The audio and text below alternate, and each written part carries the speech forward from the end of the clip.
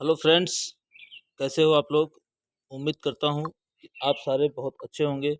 यहाँ पे हम एक साथ 15 क्वेश्चनों की चर्चा करेंगे जो करंट अफेयर्स के दृष्टिकोण से बहुत ही महत्वपूर्ण है। यहाँ हमारा उद्देश्य होगा कि आपको बेहतर से बेहतर प्रश्न दे करके और अच्छा से आपका रिवीजन कराएं। आप ये देख सकते हैं, ये लंबी प्रश्नों की श्रृंखला है। इसको एक एक करके हम लोग डिस्कस करते हैं।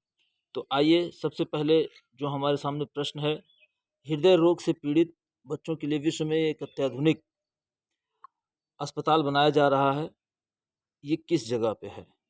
Option A Bharat, America, Singapore और फिजी। इसका अगर हम आंसर कहें कि कौन सा होगा, तो ये आंसर यहाँ पे आप भी प्रयास कीजिए। डी नंबर का यहाँ पे जो आंसर है वही रखा जाएगा कि ये डी यानी कि फिजी ही वह इसका उत्तर है। तो मेरा ख्याल है स्टूडेंट्स, आप भी ट्राई कर रहे हैं। कहीं ना कहीं यह आपके लिए रिवीजन के तौर पे महत्वपूर्ण होगा। चलिए, तो ये हो गया आंसर फिजी। दूसरा देखिए, अगर हम इस अन्य बात की क्या है इसकी खासियत, तो यह लगभग 2.5 करोड़ डॉलर की परियोजना है, जो अब तक की फिजी की सबसे बड़ी परियोजना मानी जा रही है। दूसरी बात, इसमें कई अन्य देश भी शामिल हैं, जिसमें एक तो हमारा खुद इंडिया है, दूसरा यूएसए भी है, तीसरा ऑस्ट्रेलिया है और इसके साथ ही साथ सिंगापुर भी इस परियोजना का हिस्सा है। अगला प्रश्न हमारे सामने है, आप देख सकते हैं स्क्रीन पर, कि देश का प्रत्येक बच्चा सुरक्षित और शिक्षित होने का लक्ष्य कब तक तय किया गया है? तो इसका आंसर जो हमारी स्क्रीन पे है वह है 2047, यानी कि 2047 तक हमने ये लक्ष्य तय किया है कि सारे बच्चे को स्वास्थ्य के दृष्टिकोण से सुरक्षित रखने के साथ साथ शिक्षित भी बनाए जाएंगे। इसकी पहल कैलाश सत्यार्थी, जिन्हें नोबेल पुरस्कार भी दिया गया है, इन्होंने किया है। और इनका कहना है कि कुछ ही वर्षों में हमारा प्रयास रहेगा कि बाल श्रम जो देश की बड़ी विगत समस्या है, विभत्स समस्या है, इसको हम लोग जल्दी से जल्दी शॉर्ट आउट कर लेंगे। इसके अतिरिक्त 2047 की एक और खासियत यह है कि भारत इस वर्ष अपने आज़ादी के 100 वर्ष पूरे करने जा रहा है।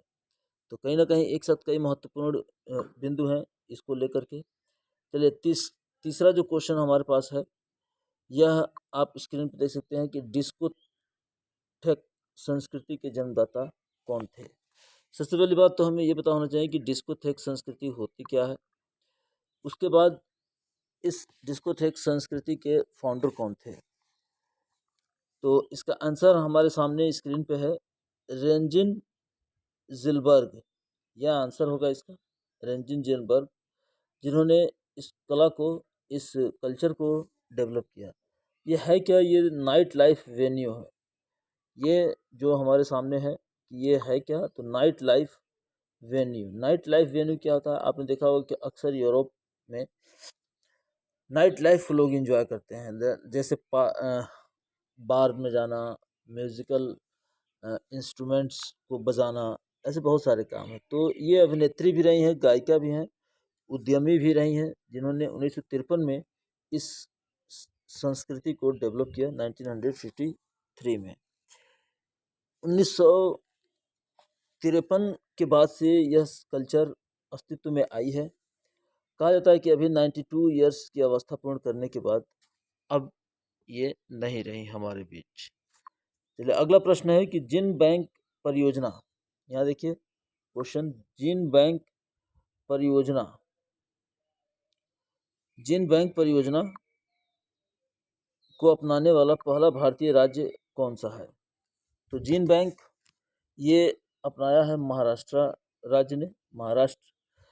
और ये जिन बैंक में करना क्या है, तो यहाँ पे देशी और लुप्त प्राय, जितने भी हमारे देशी लुप्त प्राय जानवर, फसल, समुद्री जीव हैं, उनको संरक्षण देने के लिए इस परियोजना को स्टार्टअप किया गया है। तो बहुत ही अच्छा शुरुआत माना जाएगा इसे, क्योंकि देश में एक जो हमारी नष्ट होती जीव जंतु, पशु पक्षी, फसलें हैं, उनको कहीं ना कहीं संरक्षण देने में मददगार साबित होगा। अगला प्रश्न है स्पेशल 301 बहुत चर्चा में आई थी, इसकी चर्चा में आने की वजह क्या थी? तो आप यहाँ देखिए स्क्रीन पे, स्पेशल 301 रिपोर्ट चर्चा में आई थी, ये किसने जारी किया? ये प्रश्न है हमारा कि जारी करने वाला जो वेंचर है वो कौन था? तो यहाँ पे देखिए कई सारे देश हैं, अमेरिका, कनाडा, मैक्सिको, ब्राज़ील, इन सब में अगर देखें आंसर कहाँ होगा तो आंसर इसका होगा स्पेशल 301 का अमेरिका। अमेरिका वह देश है जिसने इस परियोजना को शुरू किया है। तो ये आंसर क्या होगा? Right answer A. अब स्पेशल 301 रिपोर्ट है क्या? यूएसए के व्यापार प्रतिनिधि ने यह अमेरिकी व्यापारिक भागीदारों की सुरक्षा के लिए ध्यान रखना है, यूएसए में जो भी अमेरिकी हैं, खास करके जो मर्चेंट्स हैं, व्यापार में इन्वॉल्व हैं, उन लोगों को यह अधिकारों को सुरक्षित करने के साथ साथ उनसे जो उनकी जो ज़रूरतें होंगी उसको ये बूस्टअप करने का काम करेगा। तो ये हो गई स्पेशल रिपोर्ट 301 जो फिलहाल अमेरिका के द्वारा शुरू की गई थी। अगला प्रश्न है कि किस संस्था के द्वारा मासिक रोजगार संरक्षण परियोजना सर्वेक्षण तैयार किया जाता है? ये थोड़ा सा यहाँ पे आप लोग करेक्शन कर लीजिए, जय मासिक नहीं बल्कि त्रैमासिक है, यानी कि 3 महीनों में यह अपनी रिपोर्ट तैयार करता है। ये थोड़ा सा आप लोग सुधार लें, ये त्रैमासिक है रोजगार सर्वेक्षण कार्यक्रम। इसे जारी कौन करता है? तो इसका आंसर है सी, यानी कि श्रम और रोजगार मंत्रालय को यह जिम्मेदारी दी गई है कि वह हर तीसरे वर्ष कहीं ना कहीं रोजगार से संबंधित डाटा को ये जारी करता है। चलिए अगला प्रश्न हमारे पास जो स्क्रीन पे है, पंचायती यानी राष्ट्रीय पंचायती राज दिवस किस तिथि को मनाया जाता है? पंचायती राज दिवस ये किस तिथि को मनाया जाता है? तो यहाँ देखिए बहुत सारे आंसर दिए हैं, 24 अप्रैल, 23 अप्रैल, 22 अप्रैल, 21 अप्रैल। तो आंसर होगा इसका 24 अप्रैल। पंचायती राज दिवस का महत्व क्या है? तो देखिए पंचायत है क्या कि लोकतंत्र को मजबूत बनाने के लिए सबसे पहले ये प्रयास किया गया कि हम जो हमारा ग्रास रूट लेवल है वहाँ लोगों को इसमें जागरूक किया जाए।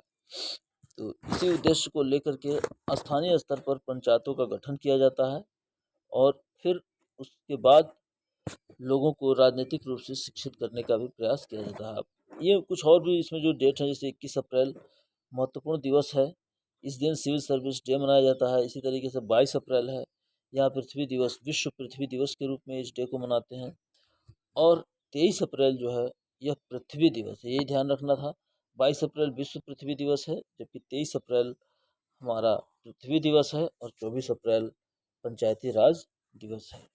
चलिए अगला प्रश्न देखते हैं कि नीति आयोग का उपाध्यक्ष किसे नियुक्त किया गया है? तो ये बड़ा चर्चा में रहा प्रश्न।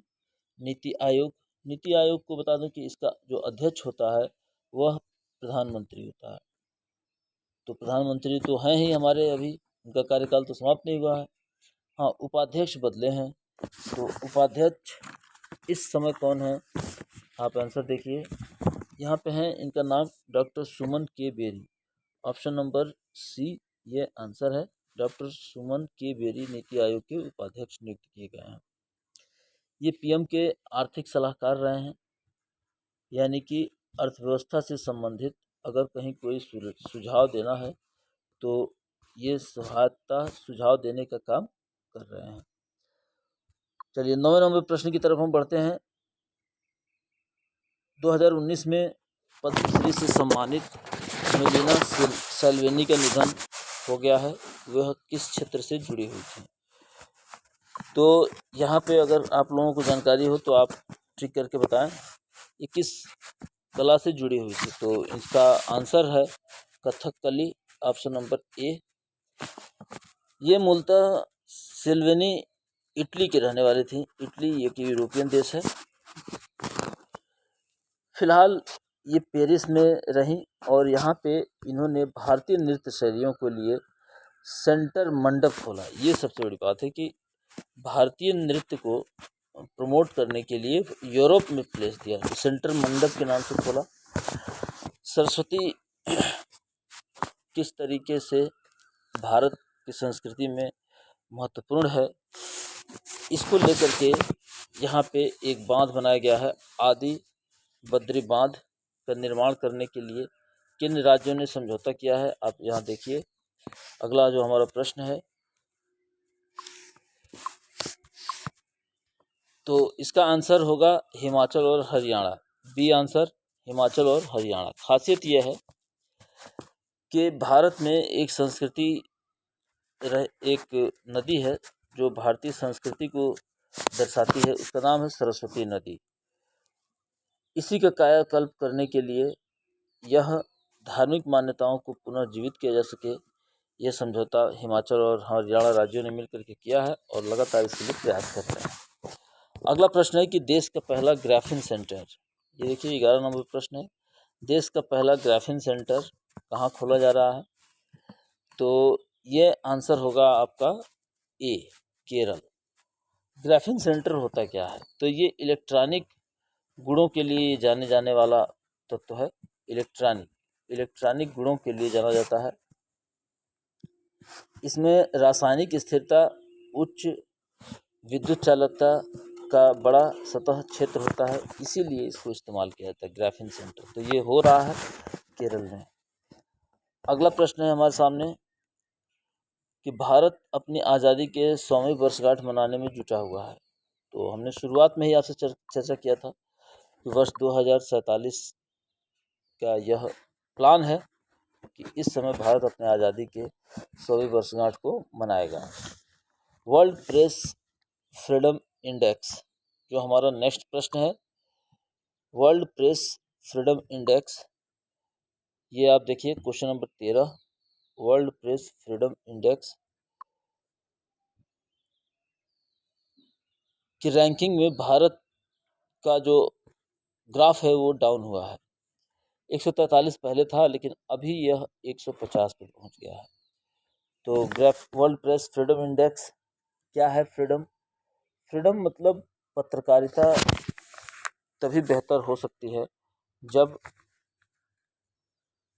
प्रिंट मीडिया हो, इलेक्ट्रॉनिक मीडिया हो, उसको सच दिखाने, सच बोलने और सच छापने का अधिकार हो। यानी कि वह अंकुश अगर उस पर रहेगा सरकार का, तो अपने काम को नहीं कर पाएगी। तो 150 है। पहले भारत 142वें स्थान पर था, किंतु अब यह रैंकिंग गिर गई है, 150वीं पे आ गई है।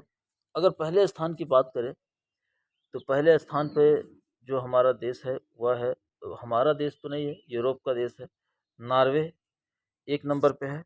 उसके बाद 1 नंबर पे नॉर्वे, 2 नंबर पे हम देखें तो डेनमार्क है, 3 नंबर पे स्वीडन है। ये 3 देशों का क्रम है। आपको याद रखना है कि भारत की रैंकिंग और पहले स्थान पे कौन है, तो नॉर्वे है। चलिए अगला प्रश्न की तरफ हम बढ़ते हैं। 8000 मीटर से भी ऊंची 5 चोटियों को फतह करने वाली भारतीय महिला कौन है? ये रहा हमारे स्क्रीन पे प्रश्न। तो इनका नाम है प्रियंका मोहिते, ऑप्शन संख्या 1। कहा यह जाता है कि प्रियंका मूल रूप से सतारा, महाराष्ट्र, आपने नाम सुना होगा सतारा का, सतारा महाराष्ट्र में पड़ता है, वहीं की रहने वाली हैं।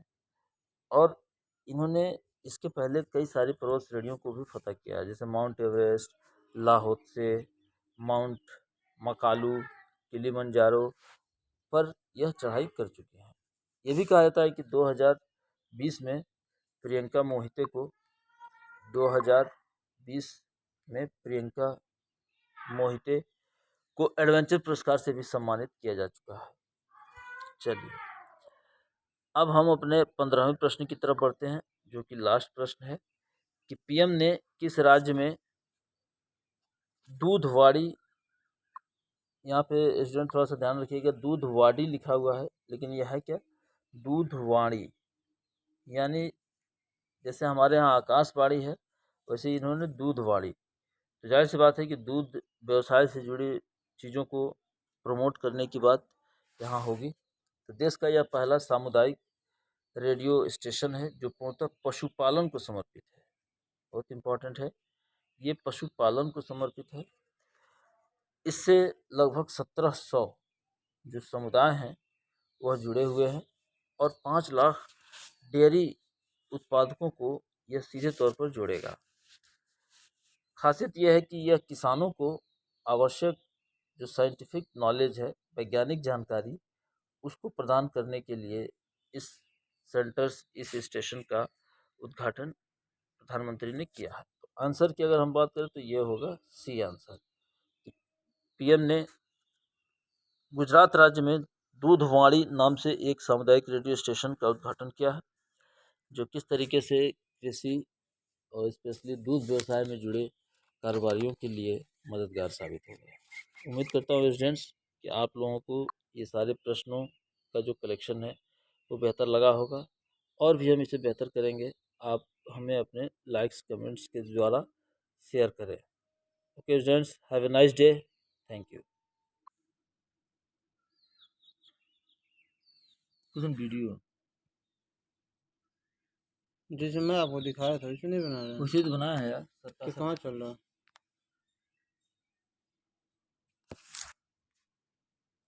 डाउनलोड हो रहा है क्या? कहाँ डाउनलोड हो रहा है ये?